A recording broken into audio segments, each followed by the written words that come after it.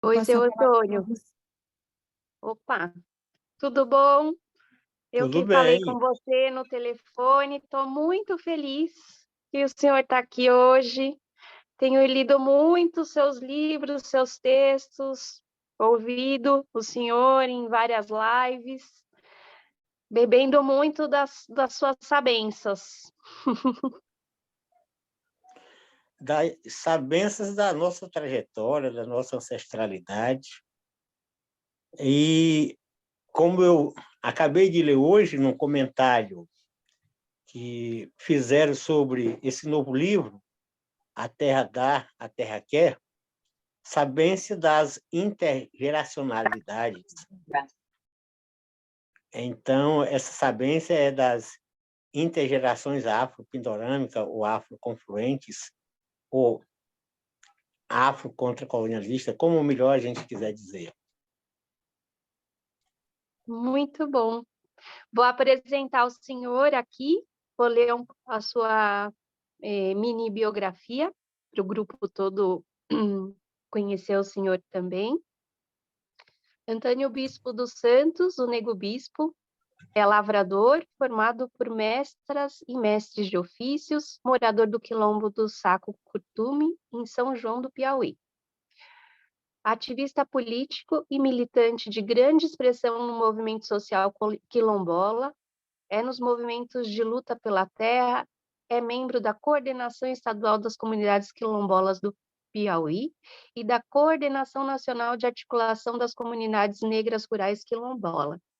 É autor de inúmeros artigos e poemas e dos livros Quilombos, Modos e Significações, de 2007, e Colonização, Quilombos, Modos e Significados, de 2015. E acabou de lançar um livro pela UBU, A Terra Dá, a Terra Quer.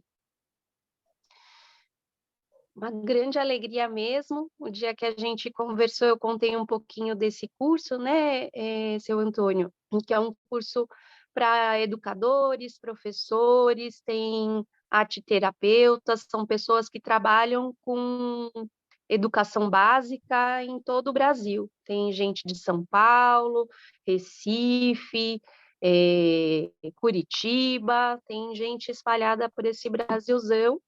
E a gente está agora no final do primeiro semestre desse curso e estamos no momento conversando um pouco sobre os elementos da natureza. A aula passada foi um pouco sobre ar, e vieram duas pessoas falar sobre ar e as suas pesquisas. E hoje, aqui, um dia, uma noite muito alegre, o senhor vai falar um pouquinho sobre as águas e o Sapo vai ali também falar sobre o fogo. Então, hoje a gente tem água e fogo aqui juntos para celebrar essa cosmogonia.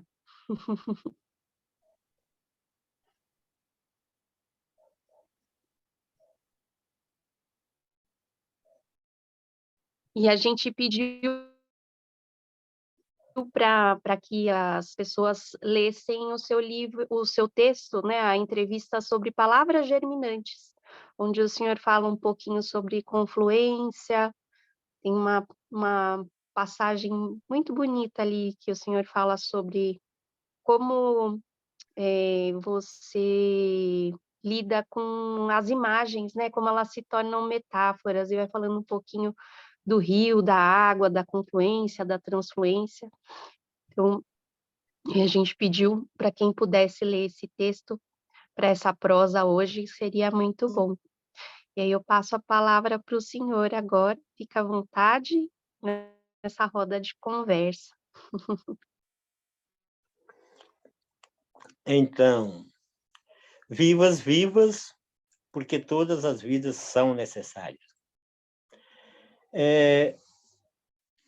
Quando nós resolvemos escrever mais para o mundo externo ao quilombo, mais para o povo das escrituras propriamente ditos, a intenção nossa foi dizer para esse povo que as linguagens são instrumentos de comunicação dos saberes. Elas não são o saber em si.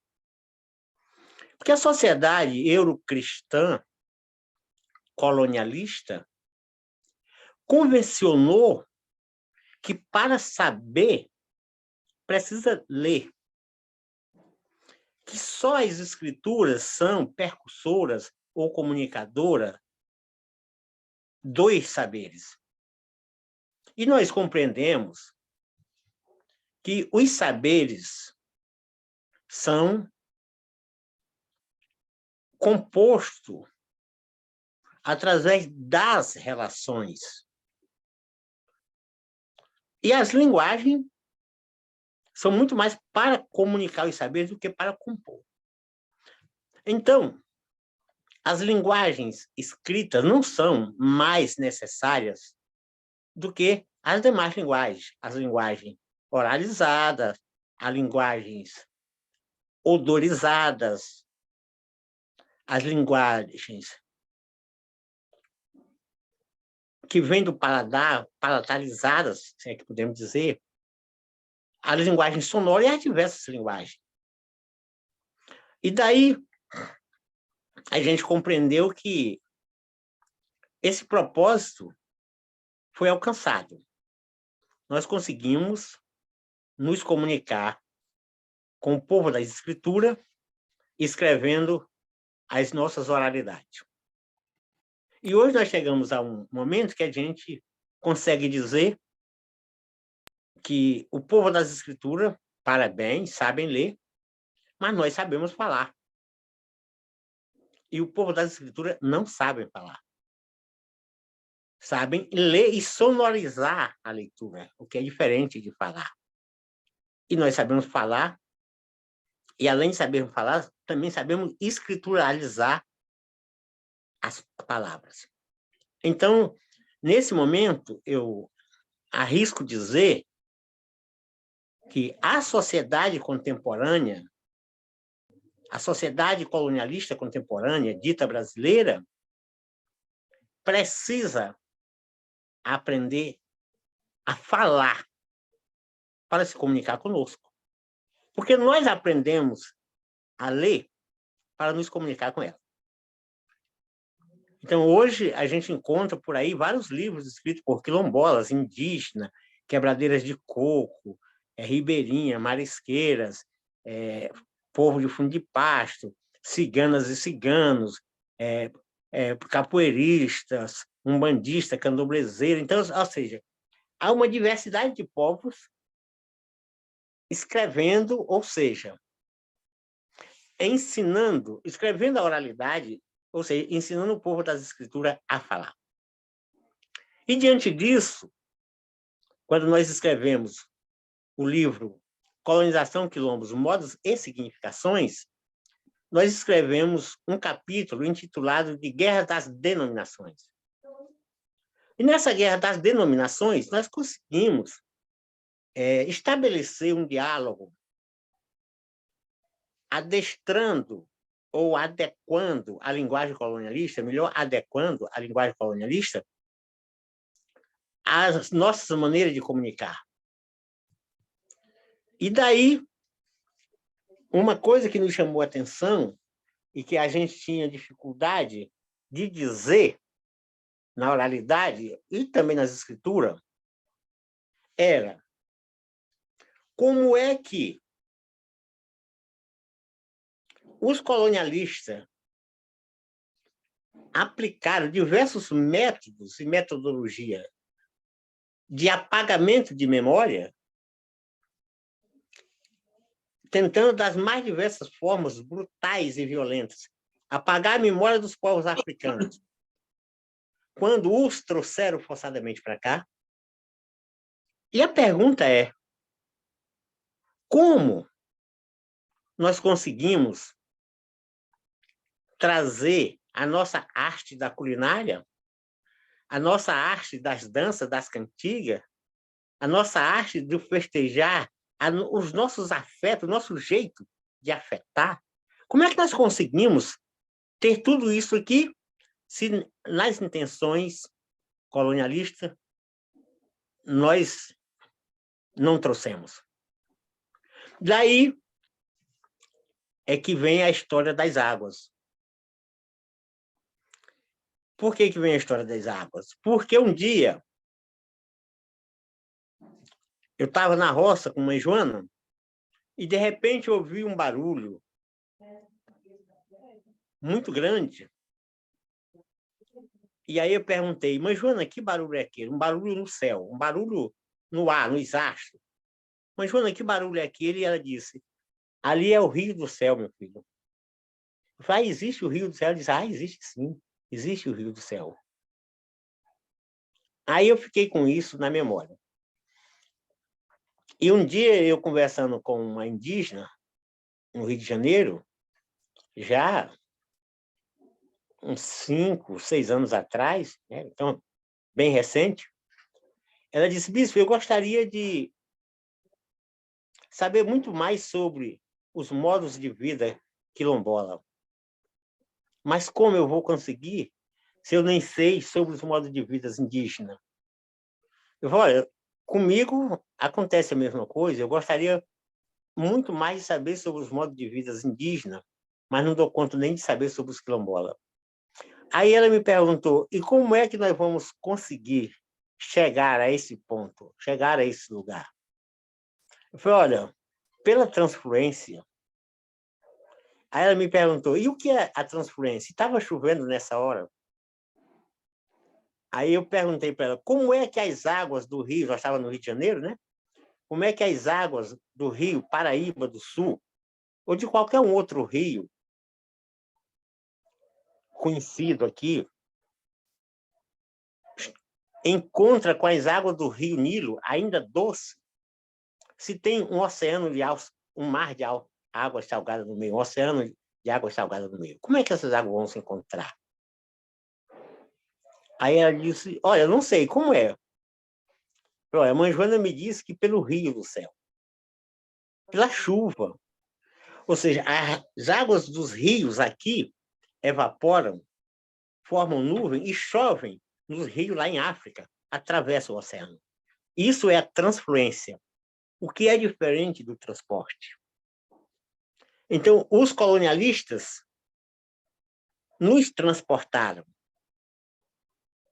mas a nossa ancestralidade nos transfluenciou. Então, os nossos corpos vieram pelos navios, mas os nossos saberes, os nossos sentidos e sentimentos, os nossos símbolos e simbologia vieram pelos elementos. Pela água, pela terra, pelo sol, pelo ar, pela natureza como um todo, porque nós somos natureza.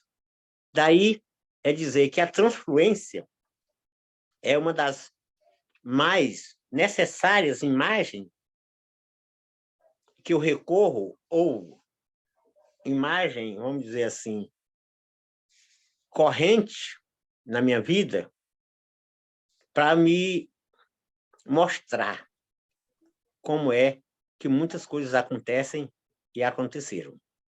Então, para dizer das águas, é dizer de uma força incontrolável, de uma força orgânica, mas de uma força muito complementar com todas as vidas. Tanto é que um dia eu fui convidado para participar de uma live em Portugal, em Lisboa, né? E aí eu pensei, como é que eu vou chegar, mesmo digitalmente, mesmo através das tecnologias, como é que eu vou chegar na Europa pela primeira vez? E aí eu lembrei disso, né? Falando das águas, eu não sei se vocês já ouviram, mas essa declamação, ela percorre muito as redes sociais, através, inclusive, também de uma pessoa linda, maravilhosa, que é a Maíra Oliveira, que está na França nesse momento, que diz o seguinte: uma parte do meu corpo, que é a água, resfriando a outra parte, que é o fogo, evaporou. e transfluindo pelo espaço cosmológico na outra parte, que é a Terra, incorporou. E confluindo com outras vidas em outros corpos, reexistindo e existindo, aqui estou. E com essa declamação, já que vocês disseram que muita gente leram os nossos textos, eu me coloco à disposição para dialogar com quem estiver também à disposição.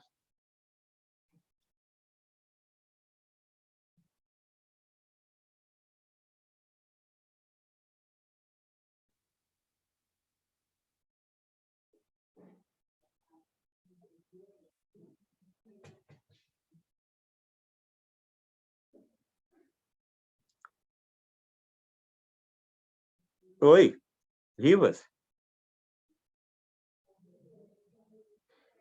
Estão me ouvindo? Sim, estamos ouvindo, sim. Mestre Bispo. Então é isso. Eu estou aberto para o diálogo, estou à disposição para dialogar ou para ouvir, né? Acho que o Sapopemba quer falar. Exatamente. Mestre Bispo, boa noite, mais uma vez. Sabemos que aqueles que foram transladados do lado do continente negro para essa terra Brasília aqui, vieram através das águas, e sem falar dos que ficaram pelo caminho, né? Foram muitos que foram deixados pelo caminho, que não aguentaram a travessia, feneceram na travessia. E é evidente que foi pelo elemento água que chegaram aqui, nessa travessia toda, né? E que esse elemento é de suma importância até hoje, em tudo que se faz, em tudo que fazemos, né? O elemento água.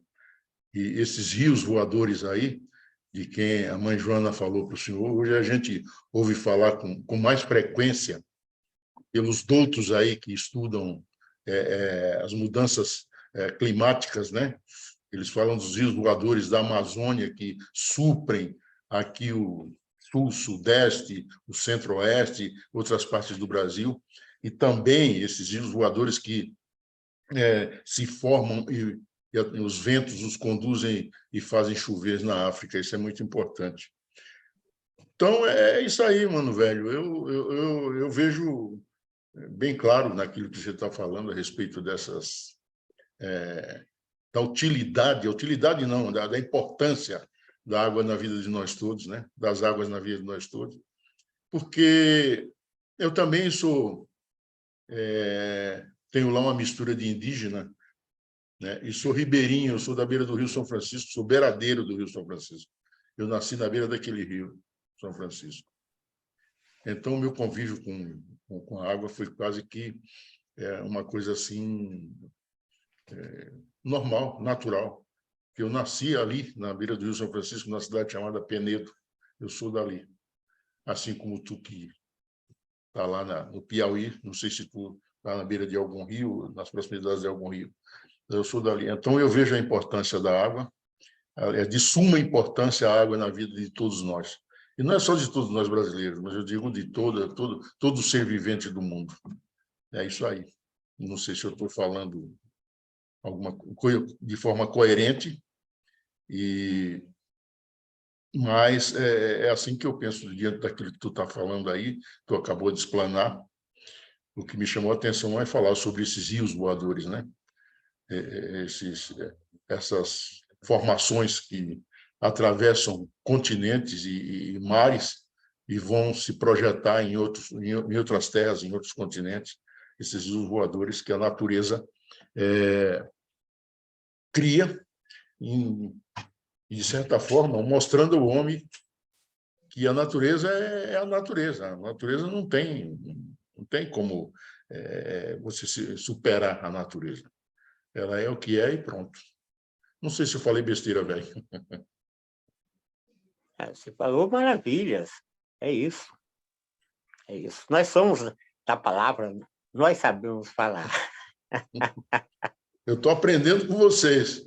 aprendendo com Estelinha, estou aprendendo com o povo todo aí, né? E aí, no caso, eu me sinto mais à vontade em cantar, né? Então canta. Canto, eu canto assim.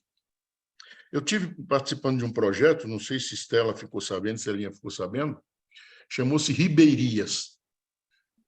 Aqui teve uma pessoa aqui que construiu uma série de coisas, nos chamava-se Ribeirias, e esse projeto Ribeirias falava exatamente dos grandes rios brasileiros, né?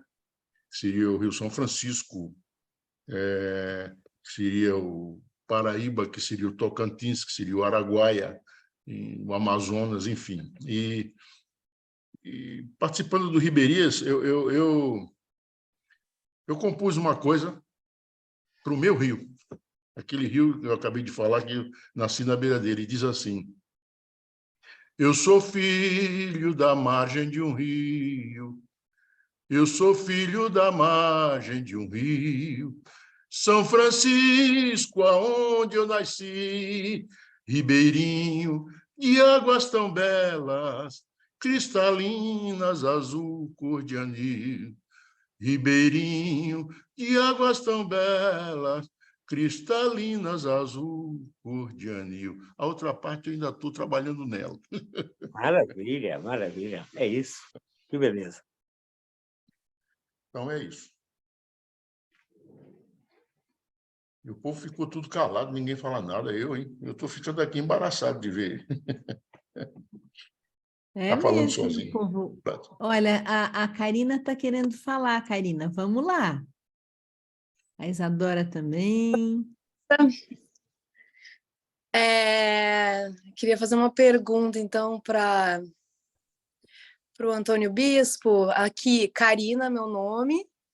Vou fazer a Karina, assim, bem criancinha, fazer uma pergunta de Karina criança.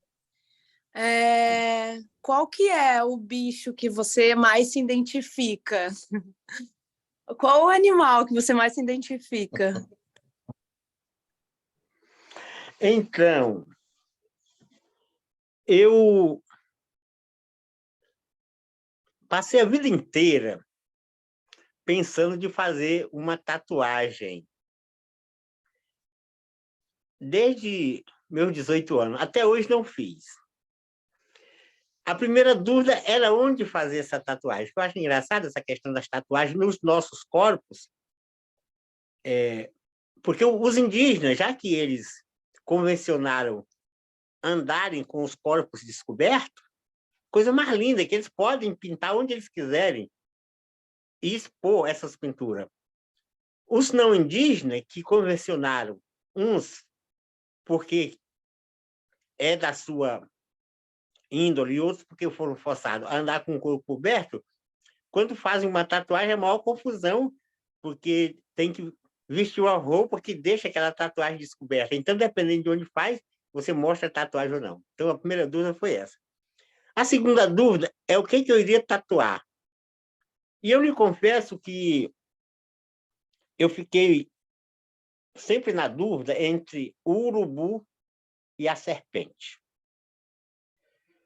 Então, até hoje, eu mantenho essa dúvida, mas com a tendência muito mais presente sobre o urubu. Eu gosto muito do urubu.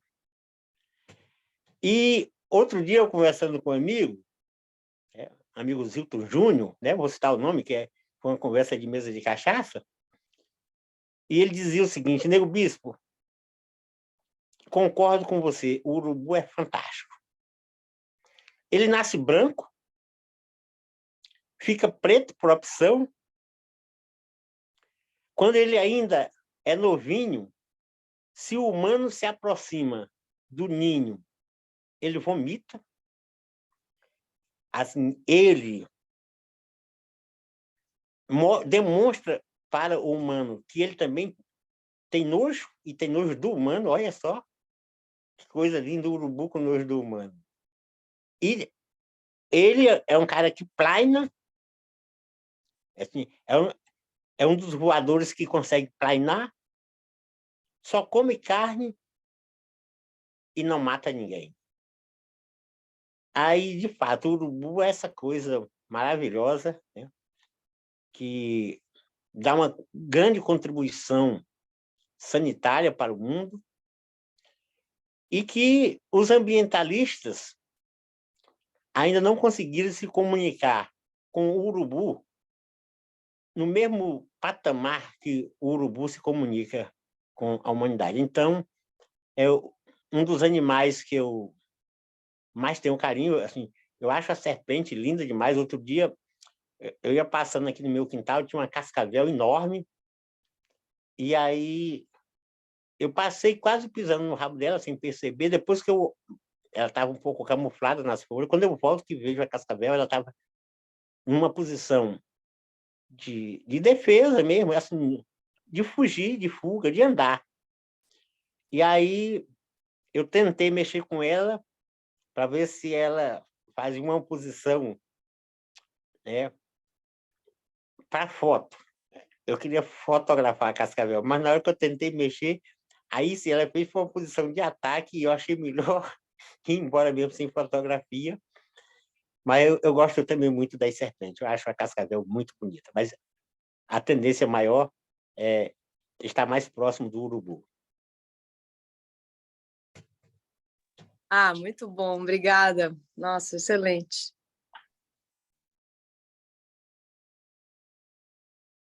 Isadora quer falar, A Isadora?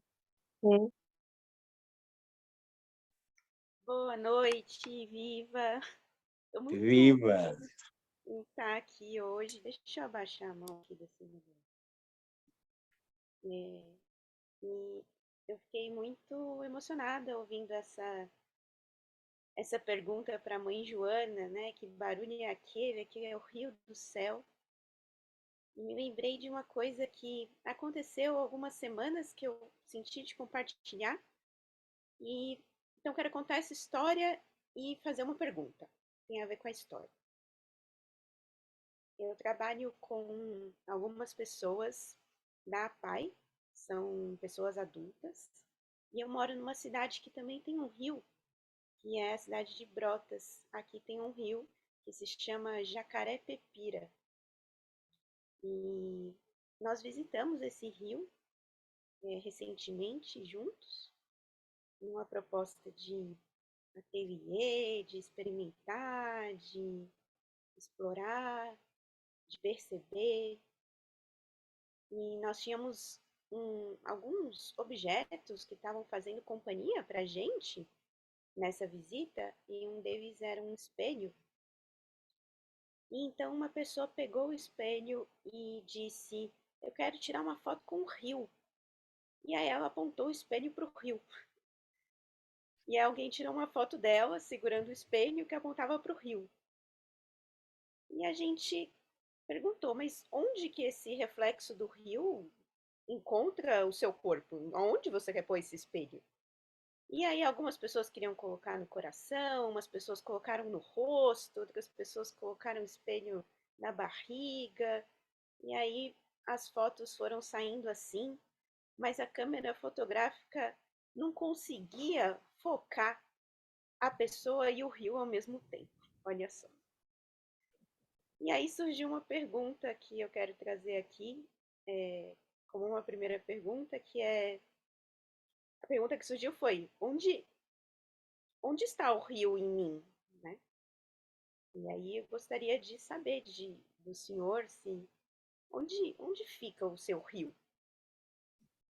E a outra pergunta que surgiu desse encontro também com o pessoal foi: como é que a gente cuida do rio da gente? E eu também queria fazer essa pergunta aqui. Não sei se essas perguntas são pertinentes aqui para esse espaço, mas eu senti de compartilhar essa história e trazer essas questões que são minhas e são também de pessoas com as quais eu me relaciono. É isso. Obrigada pela escuta. E agora gostaria de ouvir o senhor, se possível. Primeiro, dizer que essa história é linda, né? Que coisa maravilhosa. Como é bonito quando a gente conversa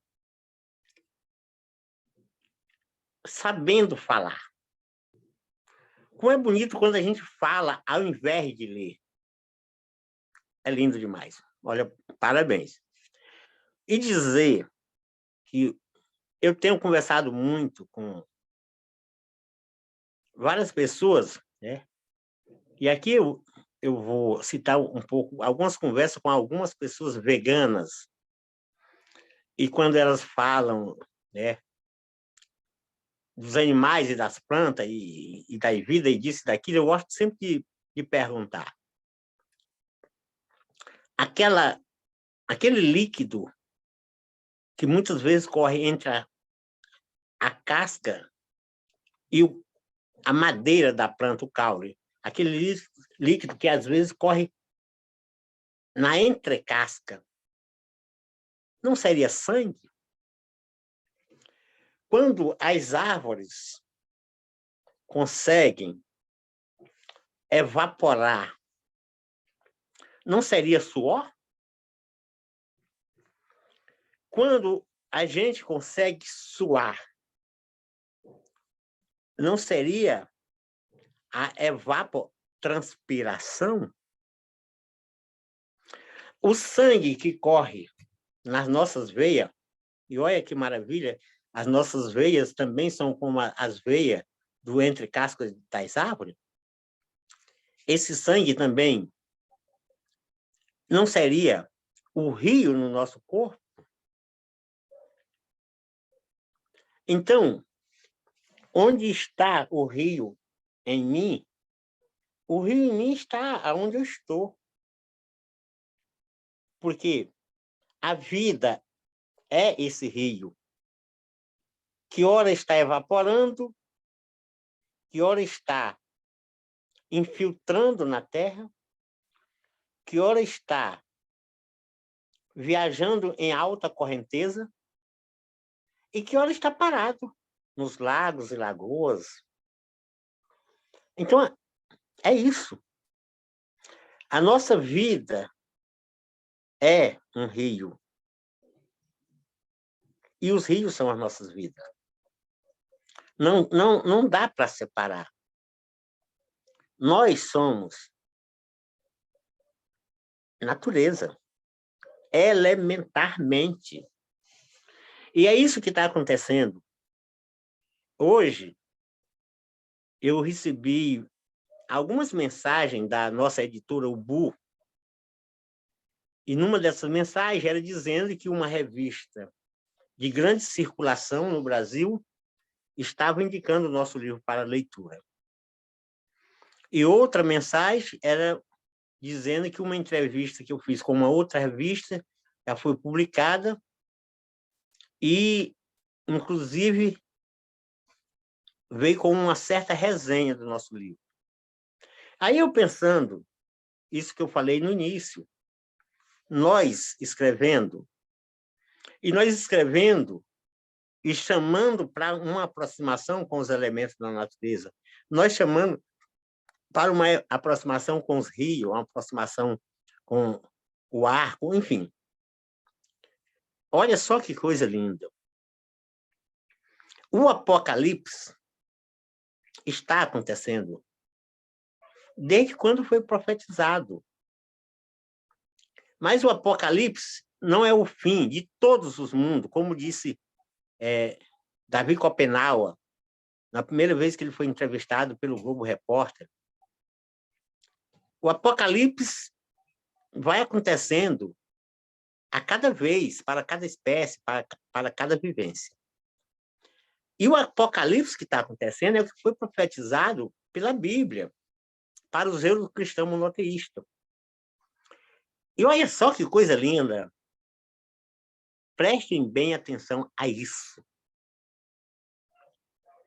As grandes cidades estão tendo os centros esvaziados.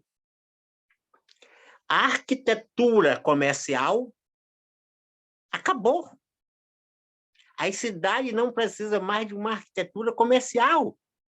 Os prédios comerciais estão abandonados. Olha só, isso é um apocalipse. E como é que isso está acontecendo? Através do comércio digital. hoje está faltando material de construção praticamente em todas as cidades, mas muito mais nas cidades do interior. Durante o dia, eu fui à cidade, eu estou fazendo uma construção aqui na nossa roça de Quilombo para recepcionar nossos amigos e nossas amigas em julho. Aqui tem um encontro de compartilhamento de afetos todos os anos na lua cheia de julho, então vai acontecer agora. E estava faltando material de construção na cidade. Por que isso? Porque o povo estão voltando para a roça. Através desse movimento que é chamado permacultura, através desse movimento que é chamado de agroecologia, através de vários movimentos, o povo que ainda não estão voltando, estão ganhando dinheiro na cidade e mandando construir. Porque essa história de trabalhar também online vai fazer com que as pessoas não precisem estar nas grandes cidades. Ou seja, prestem bem atenção, é a volta ao Jardim do Éden. Que doideira! É a volta ao paraíso. É a volta ao paraíso. E como a Bíblia profetizou, só vai sobrar os escolhidos. E quem são os escolhidos?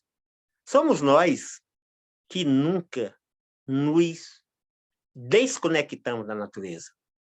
Nós que nunca entramos no mundo do desenvolvimento. Nós que permanecemos no mundo do envolvimento. Então, nós somos agora esse povo que está navegando nesse rio rumo ao Jardim do Éden.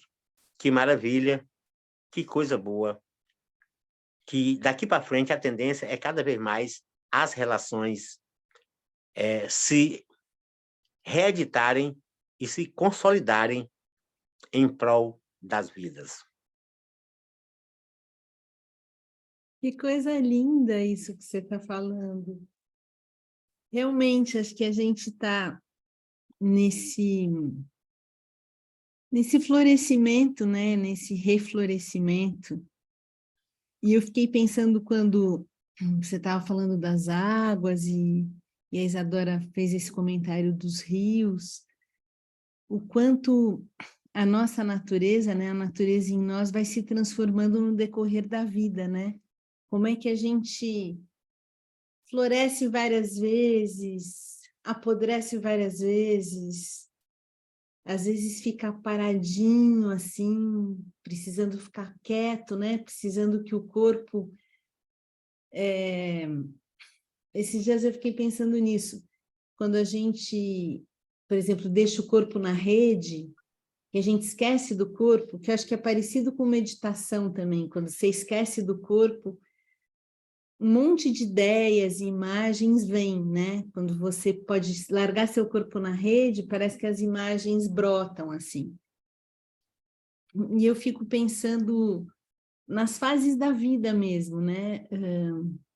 Assim como as árvores, quantas vezes a gente floresce outra vez e quantas vezes a gente apodrece também, né? Quais são essas transformações que a gente vai passando, das coisas se decompondo e se recompondo e renascendo?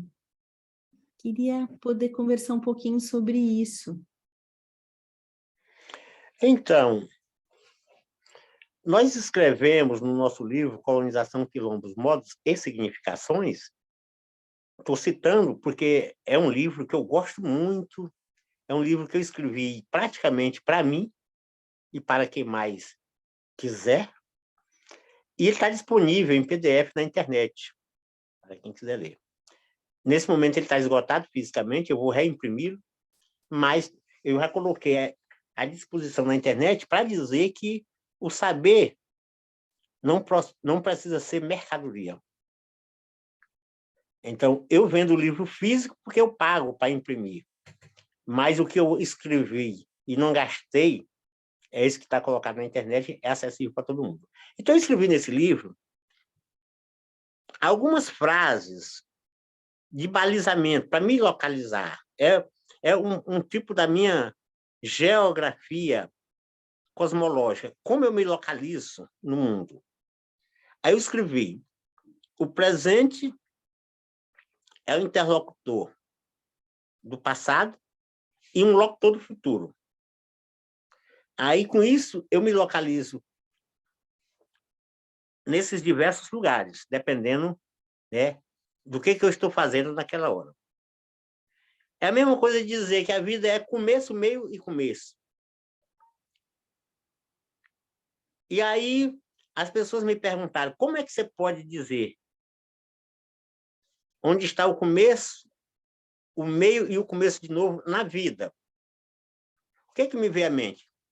Geração vó, geração mãe, geração neta. Geração vó, começo, geração mãe, meio, geração neta, começo de novo. Ou seja, geração neta, começo, geração mãe, meio, geração vó, começo. Então, essa circularidade, são esses momentos cíclicos que nos dizem que a vida não tem fim. Porque a roda não tem começo. Ou melhor, fui mal, a roda não tem fim, a roda tem começo, meio e começo de novo. Em qualquer lugar que você entrar na roda é começo, em qualquer lugar que você entrar na roda é meio, mas em nenhum lugar que você entrar na roda é fim. E isso também vai para muito além. Isso vai para a organização da sociedade eurocristã colonialista.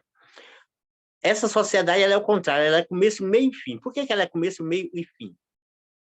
Porque o Deus da Bíblia, ele tem um filho, que é Jesus. Mas Jesus não tem filho. Logo, o Deus da Bíblia não é avô. Logo, ele não tem neto. É por isso que é Pai, Filho e Espírito Santo. Ou seja, começo, meio e fim. É por isso que a sociedade eurocristã monoteísta coloca a geração avó no asilo e coloca a geração neta na creche. Então, eu tenho insistido desde antes da pandemia e continuo insistindo. Vamos destruir os asilos. Vamos reeditar nossa arquitetura. Vamos construir casas para todo mundo e vamos preservar as casas das avós. O mundo não precisa de creche, precisa de casa da avó. O mundo não precisa de asilo, precisa de casa dos netos. O lugar das avós é na casa das netas e o lugar das netas é na casa das avós. Porque como é que você vai colocar toda a sua sabedoria no asilo? Que desperdício é esse? Que sociedade cosmofóbica, doente é essa? Você pega toda a sabedoria que você tem, coloca no asilo, e você pega toda a sensibilidade, você pega toda a afetividade que as crianças têm e coloca numa creche. E deixa o pai e a mãe escravizados, morrendo de trabalhar para alimentar a indústria do consumo. Essa sociedade tem que estar no Apocalipse. Esse modelo de sociedade. Outro dia, eu conversando com o Krenak, eu brinquei isso com ele. E com a galera que estava para ele, falei, pessoal, o Krenak não trouxe as ideias para adiar o fim do mundo colonialista. Ele anda com as ideias para adiar o fim do nosso mundo. E eu ando com as ideias para antecipar o fim do mundo colonialista. Então, enquanto o Krenak vai adiando o fim do nosso mundo, eu vou antecipando o fim do mundo colonialista para que a gente tenha uma vida harmônica, uma vida de fronteiras e não de limite, uma vida de diálogos, e onde as divergências cada vez mais se transformam em diversidade. E isso é reeditar as vidas. Isso é começo, meio e começo.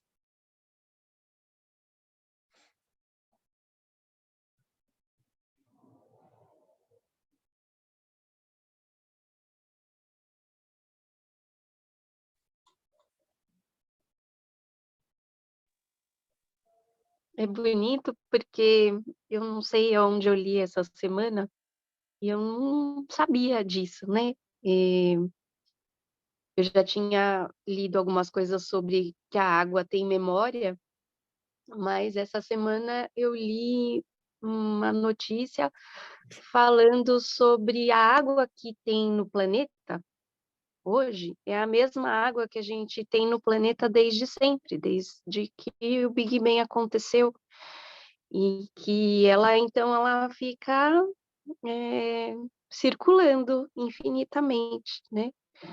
E quando a gente aprende, né, os saberes sintéticos, mas a gente aprender que o ciclo da água parece que a água é uma água nova, que não existem esses encontros do Rio Nilo com o Rio São Francisco, parece que tudo é muito separado e muito novinho, né?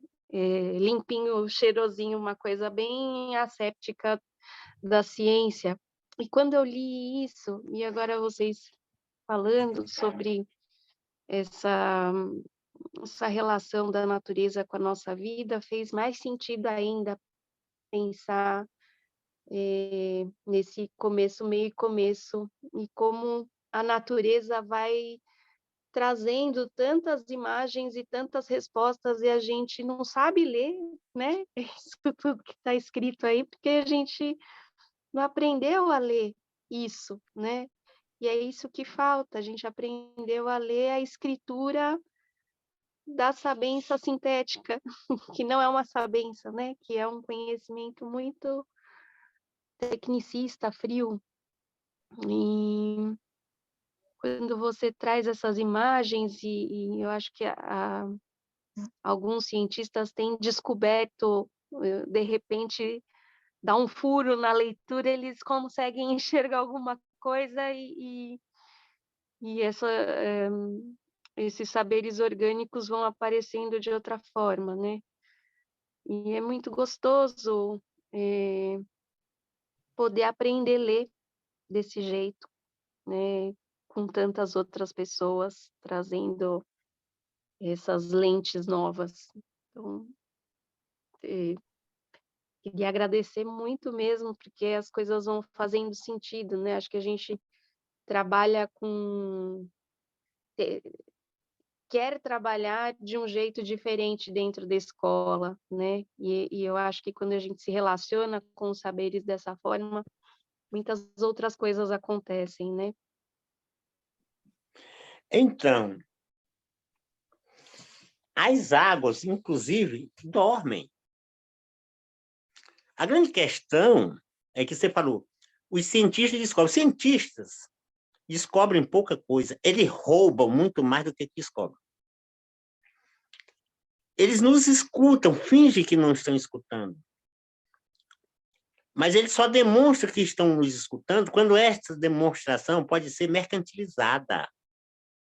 Essa é que é a grande questão. O saber, enquanto não é mercantilizado, para a ciência não é saber. Para a ciência só é saber aquilo que pode ser transformado em mercadoria. Esse é o grande problema. Porque o rio do céu, que mãe Joana me apresenta, não é na Amazônia, é na Caatinga. E quando você fala na relação das águas com a Caatinga, você só fala numa relação de sofrimento, numa relação de vazio, de ausência, de falta, de dor e de morte. Uma pergunta que eu tenho feito muito, principalmente nas falas presenciais, mas eu vou perguntar para vocês, se alguém quiser responder, se não quiser, a gente toca a conversa. A pergunta é, vocês já viram imagens de animais mortos pela seca na Caatinga, grande quantidade de animais mortos pela seca nos grandes meios de comunicação, ou televisível, ou mesmo jornais escritos? Já viram imagem ou fotografia de muitos animais mortos por conta do efeito da seca? Que animais vocês viram mortos?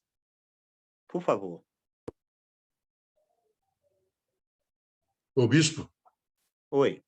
eu sou Só o que posso te responder, assim, de viva voz. Eu vi muitos animais mortos na Caatinga, atravessando o sertão do Brasil. Que eu sou caminhoneiro, eu atravesso esse sertão de cabo a rabo. Ótimo. Então, eu vi muito no sertão da Bahia, Pernambuco, lá para cima da Paraíba, no Triângulo das Secas. É uma situação aí, há anos atrás, em que as pessoas abriam as porteiras, soltavam aqueles animais, e esses animais caminhavam e caminhavam até cair e morrer por falta de Que água. animais? Que animais? O jegue seria o jegue, o gado, tá? O jegue e o gado, muito mais o jegue e o gado, né? Pronto, é isso. Então, aqui na Caatinga, no Piauí, o gado, eu nunca vi, nem nas imagens e nem na Caatinga, as cabras mortas em grande quantidade. As sim. cabras. Cabra não. Né? As cabras não. Não. É isso que a gente tem que se perguntar. Por que as cabras não? Porque as cabras comem folha. E folha é o que a Caatinga tem para nos oferecer. E mesmo a folha seca na Caatinga é nutritiva. O gado come grama, come capim.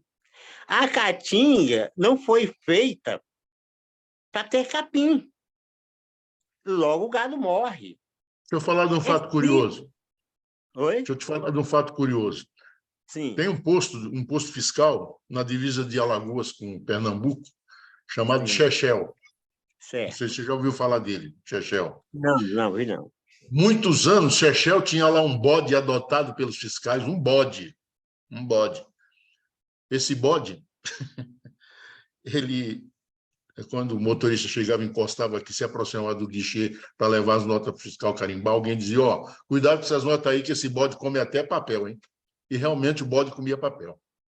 E esse bode ficou muitos anos ali, no posto fiscal ali, se alimentando de tudo que tinha ali, que aparecia ali, né?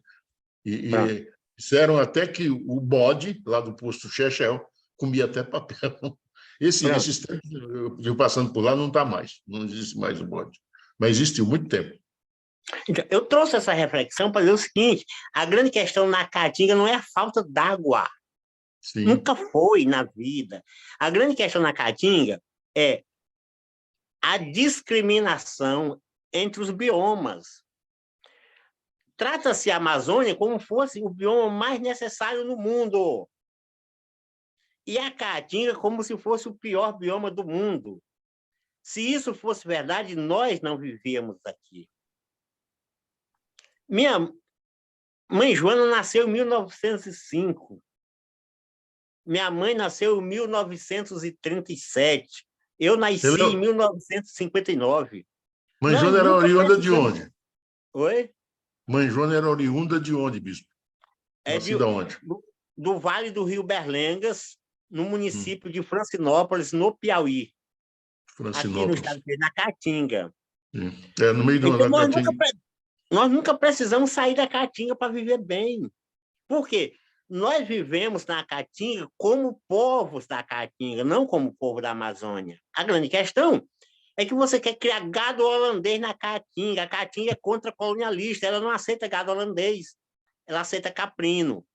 Ela até aceita o jegue. O jegue que morreu em grande quantidade, que você viu, é porque tiraram o pasto nativo naquela região. Aqui no Piauí, qual é a grande questão? No Piauí não se tirou o pasto nativo, não se plantou capim em grande escala. Então, aqui os jegues estão todos vivos. Aqui o grande problema é o excesso de jegue. O povo não sabe o que fazer com tanto jegue, porque o pasto nativo está aí, eles estão comendo, estão de boa. E aqui no Piauí, se tem muita área aberta, sem cerca. Você é caminhoneiro, você sabe, quando passa no Piauí, o maior perigo por causa dos animais soltos. Então, aqui ainda se vive no modo. Então, eu estou chamando a atenção para isso para dizer que, já que nós estamos falando das águas, é muito necessário se discutir a relação com as águas na Caatinga.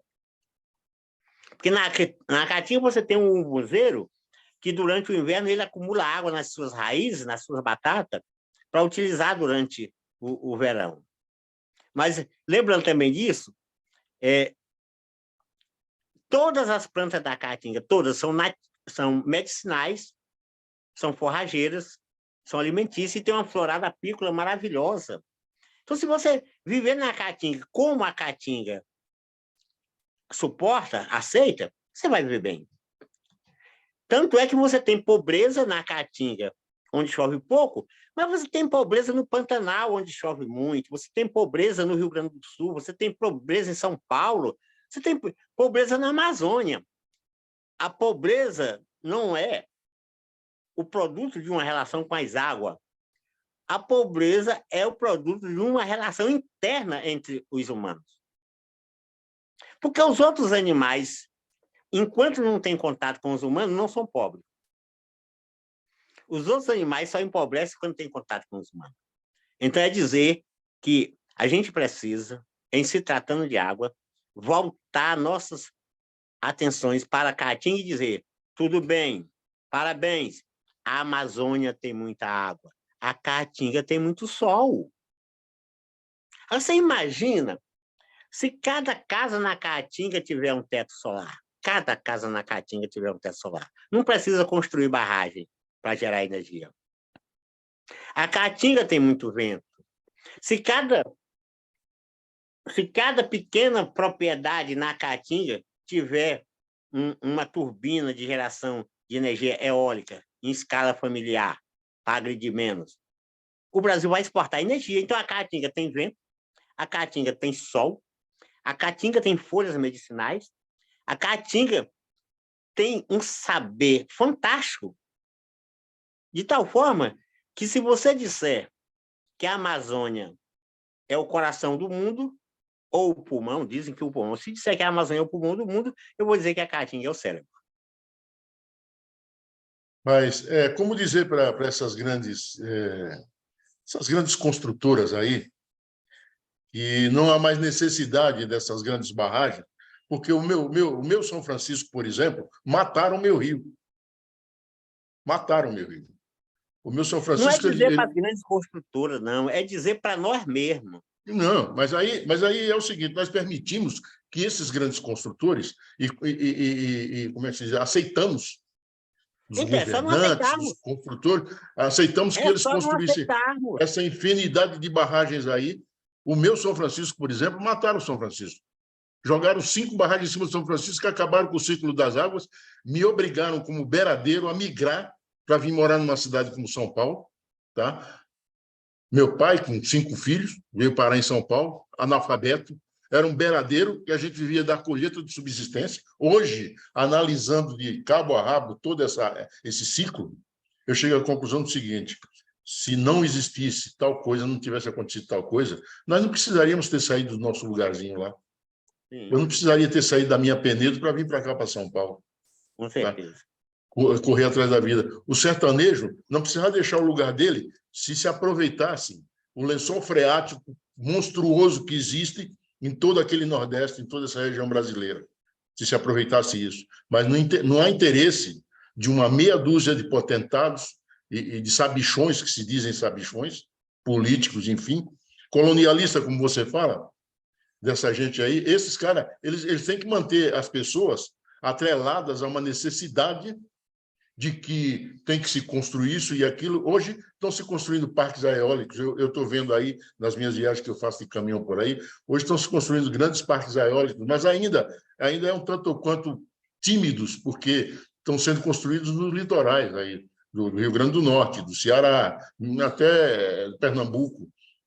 Mas você disse bem, por que não se fazer uma captação de energia solar, energia eólica, até energia das marés?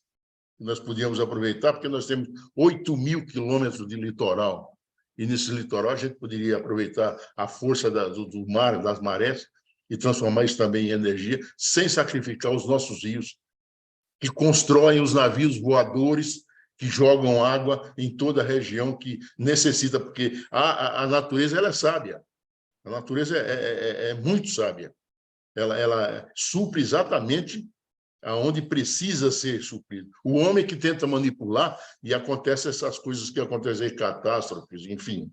Eu já estou atrapalhando, já estou atravessando tudo. Não sei se eu estou falando demais, o bispo.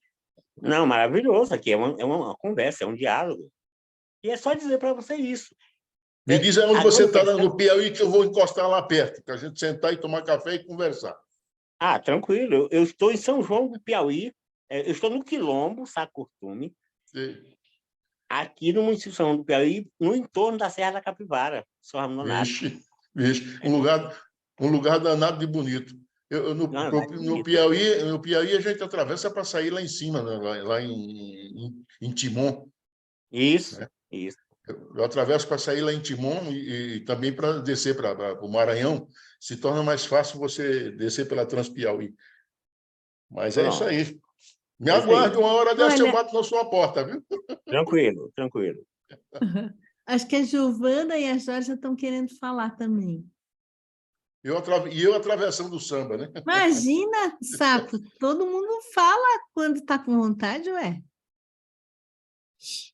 Eu vou ser bem breve, é que assim, me tocou bastante, assim, demais, Nego Bispo, essa fala sobre o início, o meio e o início, falando das avós, e me ocorreu que essa semana eu assisti um filme que se chama Meu Pai, e eu não sei se vocês já assistiram ou não, eu acho que é uma produção, não sei de que país é, e eu lembro que depois do filme, eu fiquei tão deprimida, porque fala do envelhecer, e justamente de colocar um pai que envelheceu num asilo.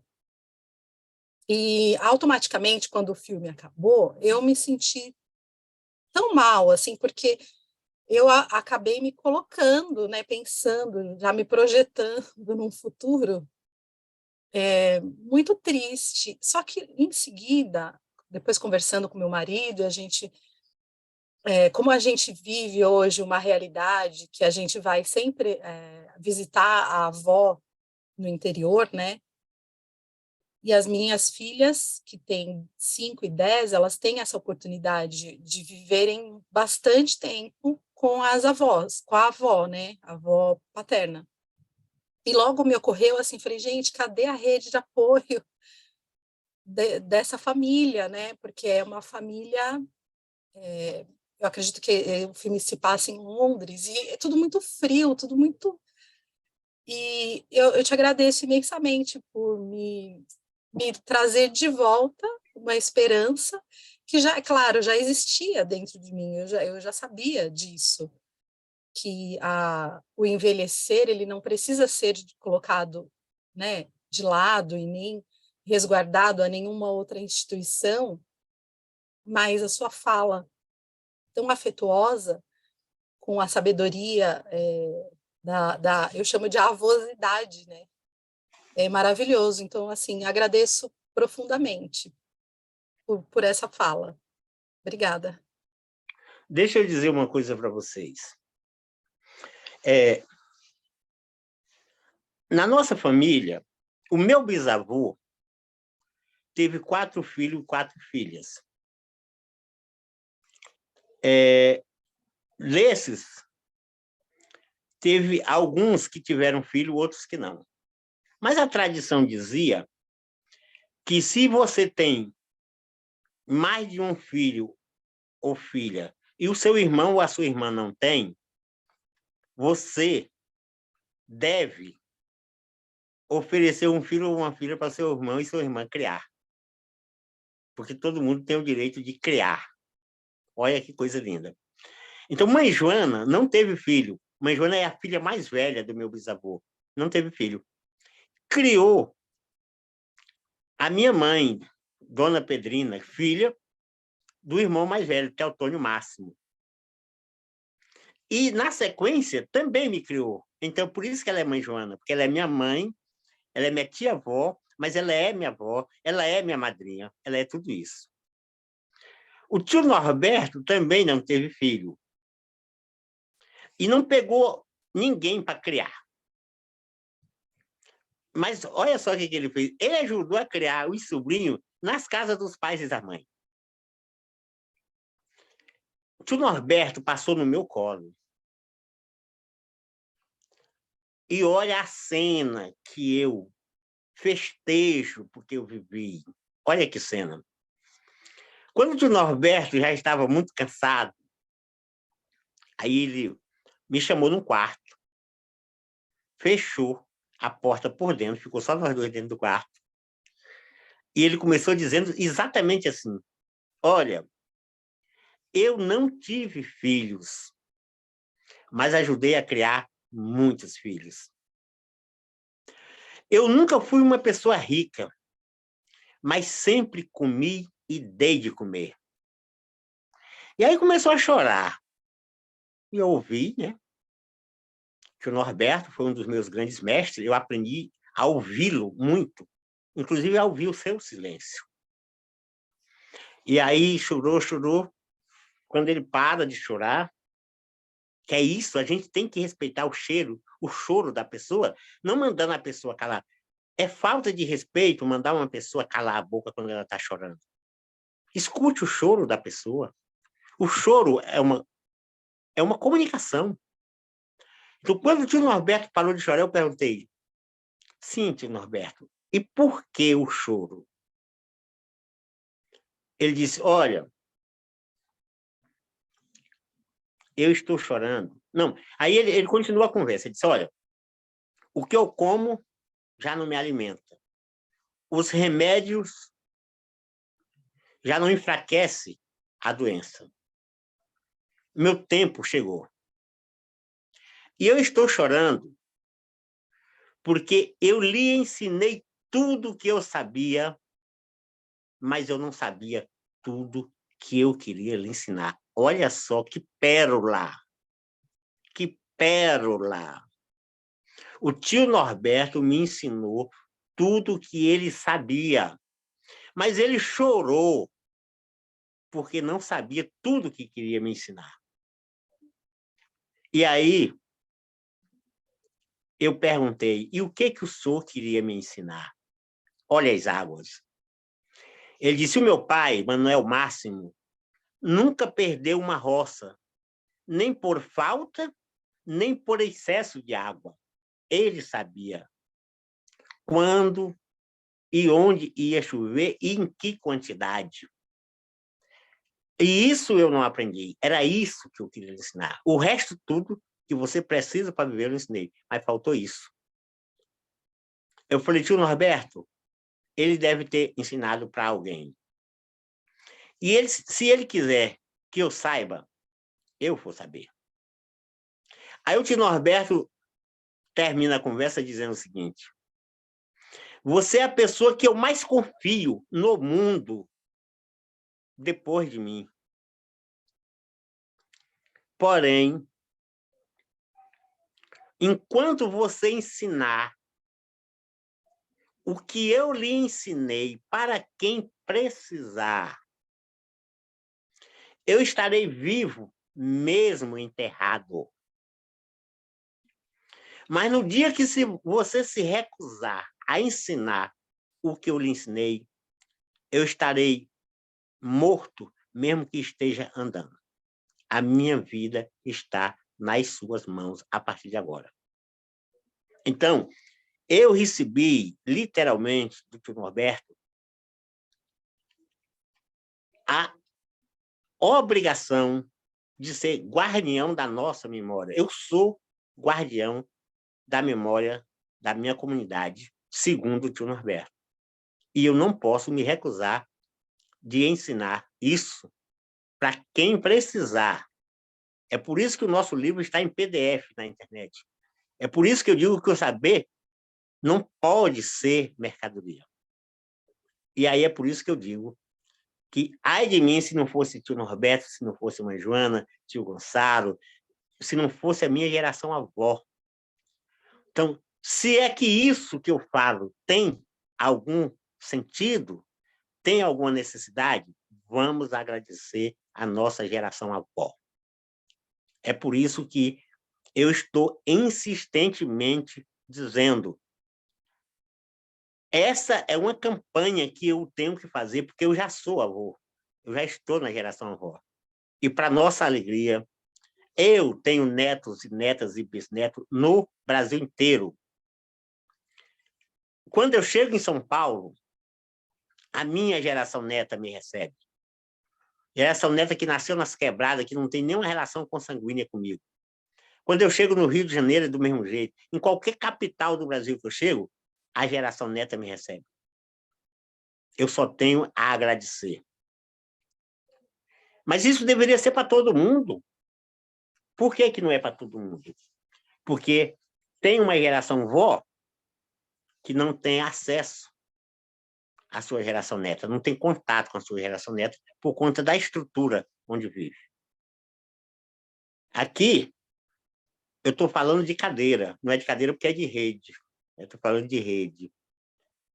Mas a nossa filha, dos filhos das filhas que nós temos, tem uma que mora aqui pertinho da gente, outros moram um pouquinho mais distante. Mas essa que mora mais perto é funcionária pública. Ela vai trabalhar. E as crianças ficavam sob o cuidado meu e da avó. Hoje, as crianças também vão estudar, mas quando chega o almoço na nossa casa, nós temos, minha filha tem a casa dela.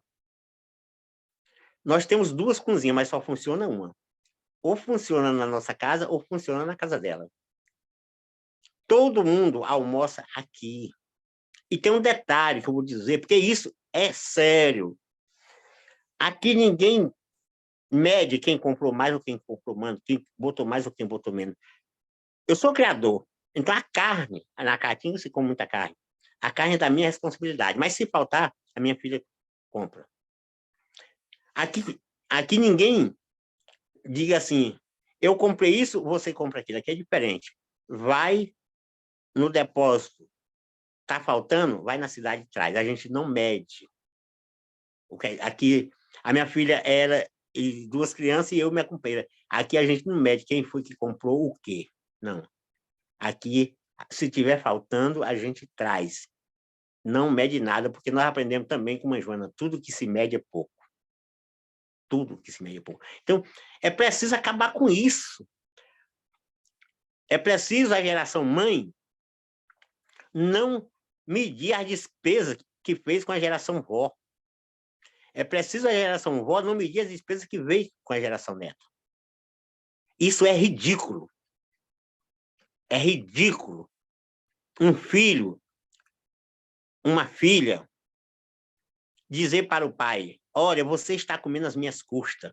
Olha, vá-se embora, que eu não vou sustentar pessoa inútil, eu não vou sustentar pessoa que não trabalha, eu não vou sustentar vagabundo. Isso é ridículo. Isso é coisa de gente mesquinha, de gente pobre. Isso é coisa de gente doente, cosmofóbica. Na nossa família nunca aconteceu isso. Na nossa família, a gente chega, se vê que o outro está precisando, a gente se antecipa, nem deixa pedir, oferece. Porque é assim que os outros animais vivem. Disputam a comida, mas compartilham ao mesmo tempo que disputam também compartilham. Então é preciso a gente compreender que a natureza é farta e não faltará nada se a gente também não negar nada. Por isso, o título do livro, A Terra Dá, a Terra Quer.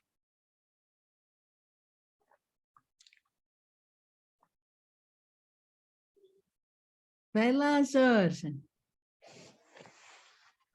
Boa noite. Eu ia pedir para o Antônio Bispo explicar melhor, porque eu sei o que é um buzeiro, tá?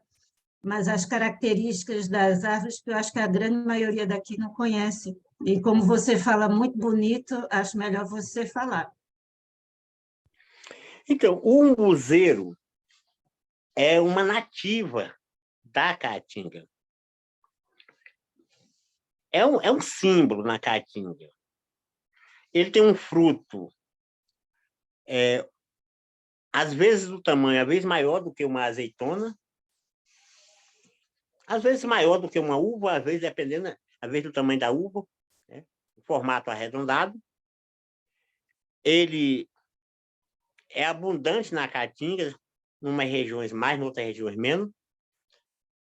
Ele é uma planta que, durante o inverno, ele está oferecendo fartura de frutos e de folha. E quando para de chover na Caatinga, ele libera todas as folhas. porque a água que ele vai se alimentar está na batata dele, ele tem uma batata bem grande, assim, uma raiz bem grande, é onde ele guarda a água para o período não chuvoso, e quando ele flora, ele não tem nenhuma folha. Quando ele começa a florar, para economizar água, ele flora sem ter folha nenhuma, e fica mantendo aquelas flores, e só quando vem a primeira chuva, ele transforma as flores em frutos, e aí ele vai usar toda a água que ele tem na batata para os frutos não pecarem. Então, é uma árvore linda, maravilhosa. Em alguns lugares, quem é da Mata Atlântica conhece cajá. Então, o buzeiro pode dizer que ele é da família da cajá. Então, tem o umbu-cajá e a cajá, que são parecidos, com a diferença que a cajá é mais da Mata Atlântica e o umbu-cajá é um parente próximo, né, entre o umbuzeiro e a cajá, e o umbu é a matriz mesmo, é a essência, né, dessa família. Como o umbu, nós temos também a favela, nós temos o angico, a aroeira, boa parte das plantas da caatinga, que sempre liberam todas as folhas e começam a florir sem ter folha nenhuma. E todos floram no período que não chove. Aqui na caatinga, a aroeira, o angico, a maior parte das plantas floram no período que não está chovendo. E aí aguardam até chover para frutificar. Só dizer que tudo que você faz com uva, se quiser, faz com umbu, com fruto do umbu. O fruto do umbu faz um suco maravilhoso, mas o suco do umbu também faz vinho, até cerveja já se faz de umbu. Então, ele digamos que, aqui na Caatinga, ele é um equivalente à uva, para quem é do sul. Só que ele Faz é melhor, arbóreo. Viu, Antônio? Faz melhor que a uva, porque da uva a gente não tem uma uvada, do umbu a gente tem a umbuzada. Que é uma delícia. Uma delícia Isso. engraçada, deixa eu te contar. Eu nasci numa região que encontra a Caatinga com o Cerrado e a pré-Amazônia, mancha de Mata Atlântica e tal. Mas, assim, uma presença muito forte da Caatinga. Mas lá tinha muito manga, e manga nativa, né? E a gente fazia a manguça. Sim, A gente conheci também, no cozinhava a manga, Tocantins. e colocava leite e tal, só que fazia o equivalente ao umbuzado, isso lá na Caatinga, ou lá onde eu nasci. Quando nós chegamos nesse quilômetro que eu estou hoje, que é o Sacurtume, aí aqui era umbuzada. E todo o povo fazia umbuzada. E nós fazíamos umbuzada, mas um dia resolvemos fazer uma manguça. E aí foi a coisa mais bonita, quando os vizinhos entraram na nossa casa e disseram: que maravilha, uma umbuzada de manga. Eu falei: olha, não é umbuzada de manga, não. Para nós é manguça, não. Aí é umbuzada de manga. E até hoje, os meus vizinhos, quando a gente faz, eles chamam de umbuzada de manga. Achei a coisa mais fantástica, tanto que o umbu é forte nas nossas vidas. E maravilhoso. Sim. Obrigada. Bianca? Não, assim, sempre quando eu ouço falando, né, vem muita coisa na nossa cabeça, mas como a gente trabalha com criança, né, acho que a maioria aqui, e eu acredito que tudo começa, né, e casa de vó, né, e tudo mais. Eu tenho uma experiência bastante forte com isso, ainda estou na casa da minha avó, né, então, como é que a gente consegue, né, nessa geração, assim, passar tanto saber que vem da terra, se a gente está numa bolha, né, vamos dizer assim, se a gente está sempre com essa coisa da internet, sempre com essa coisa de notícia ruim, sempre tão distante da natureza, né, daquilo que a gente, da nossa natureza, né, enfim, da natureza pessoa e natureza ambiente e tudo mais. Como é que a gente pode se conectar com isso e conectar as novas gerações? Acho que também outra pergunta que tem uma outra pessoa no grupo que fez, aqui no chat, é como que foi a sua infância, né? quais caminhos te levaram a chegar a todos os saberes que você tem hoje? Se você puder compartilhar, acho que seria muito interessante. Olha só, a minha infância e a infância da minha geração, no lugar onde eu nasci e fui criado. Como era? Os adultos iam para a roça e nos levavam, ainda bebezinho, mamando. Lá nos colocavam na rede, porque nem sentar a gente sabia ainda. Então a gente ficava na rede. Por isso essa minha relação com a rede. Ali, a gente aprendia a usar a audição. A gente ficava naquela rede ouvindo a sonoridade da roça, da mata, dos pássaros, a sonoridade daquele lugar. Depois a gente começava a sentar. Aí fazia um balaio de palha de carnaúba, um cesto de palha de carnaúba, de palmeira, eu fiz muito. E colocava a gente sentado dentro daquele cesto, que era um cesto circular, redondo. E a gente ficava rodando dentro do cesto, para onde os adultos iam, a gente virava à frente. Era um cesto redondo. Não era esses assentadores retangular que a cidade inventou de plástico. Depois a gente começava, aqui a gente diz engatinhar, a gente começava a se arrastar pelo chão. Então, quando a gente ficava no cesto, girando, acompanhando o movimento de quem estava na nossa frente, a gente estava exercitando a nossa visão. A gente estava aprendendo a olhar.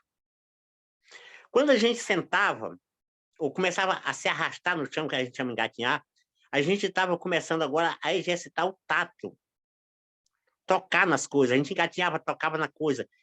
E, ao mesmo tempo, a gente começava logo a andar e exercitar também o paladar. Tudo que uma criança na roça toca, ela leva para a boca. Às vezes até pimenta. Leva e solta. Aí então você vai exercitando o paladar. Então você exercita a sonoridade, você exercita o paladar, você exercita o tato, você exercita a visão, você exercita as relações, porque chega um momento que aí você se aproxima dos animais, aí você foge ou encosta. Então você exercita todos os sentidos, todos. É assim que eu fui criado. É assim que a gente compreende que as relações vão compondo os saberes. E é assim que a gente compreende que não é só um sentido, são muitos sentidos. Então, são muitos jeitos de saber. Daí, quando a gente vai crescendo mais, a gente vai acompanhando para as outras atividades, acompanha para pescar, acompanha para ir na mata pegar os animais para trazer para o chiqueiro. E aí a gente vai cada vez mais aprendendo. Quando a gente chega na fase adulta, a gente sabe tudo o que precisa para viver no mundo. Tudo. Porque a gente sabe se relacionar com a natureza. Quando você nasce em outro lugar, que é na cidade, você não tem o exercício de todos os sentidos. Na cidade, você prioriza alguns dos sentidos. Aquilo que a estrutura arquitetônica te permite. E daí, você tem os saberes fragmentados, segmentados e limitados. Você sabe fazer uma coisa muito bem feita, mas não sabe fazer as outras. Aí você tem uma vida mono. Então, a minha infância foi nessa fartura. E nessa fartura de tudo, nessa fartura de peixes nos rios, porque na década de 70, toda a água tinha peixe. Quem acabou peixe nas águas não foi pescador, foi veneno na agricultura. Quem acabou caça na mata foi veneno na agricultura. É um debate que precisa ser feito com muita coragem e que muita gente tem medo. Mas é isso, a minha infância foi uma infância muito farta, foi uma infância de muita alegria. E hoje, o que eu diria, o que a gente precisa para continuar vivendo dessa maneira, é perceber o óbvio, a simplicidade. É perceber que ninguém precisa trabalhar todos os dias, 8 horas por dia, durante a vida inteira. Isso não existe. Como assim? Olha, deixa eu dizer uma brincadeira para vocês. Esse livro, A Terra Dá, a Terra Quer, hoje, ele deve estar com as 3 ou 4 semanas como o primeiro lugar em vendas na parte de ecologia na Amazon. É um livro que está vendendo muito e vai vender muito. E eu brincando com a minha companheira, eu falei, olha, o ano que vem eu vou ter direitos autorais de 3 livros. O Colonização Quilombo, os Modos e Significações, está sendo traduzido no México, né, por uma editora mexicana. Eu estou escrevendo um outro que vai sair pela Companhia das Letras, provavelmente. Aí eu dizendo para minha companheira, é muito dinheiro que eu vou receber no ano que vem. Mesmo livro dando pouco dinheiro, mas é muito comparando com o dinheiro que nós estamos habituados a viver. Eu falei, caramba, o que eu vou fazer com tanto dinheiro?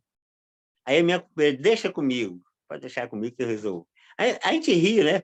A gente brinca. Mas é isso. Eu não preciso de todo esse dinheiro que eu estou começando a receber para viver. Então, o que eu vou fazer? O que eu estou fazendo? Investindo nas outras vidas.